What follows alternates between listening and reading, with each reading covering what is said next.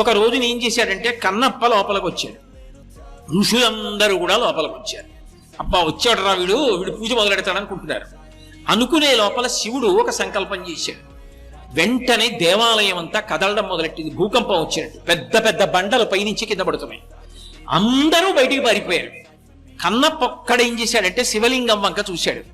శివ, పైనుంచి బండలు పడుతున్నాయి, నీకు భయం లేదు, నువ్వు లేవవు నాకు తెలుసు, కానీ ఏదైనా బండ పడితే ఎంత దెబ్బ తగులుతుంది నీ తలకి, ముందు నా నడుము మీద పడిపోవాలి, నేను పోయిన తర్వాత నీ తల మీద పడిపోయినా నాకు అభ్యంతరం లేదు, నేను ఉండగా నేను చూడలేను, అందుకని శివ నిన్ను నేను కాపాడుకుంటానని గబగబా వచ్చి పానవట్టం ఎక్కి నడుం శివలింగం మీదకి పెట్టి చేతులు అటు పెట్టి వంగున్నాడు శివలింగానికి.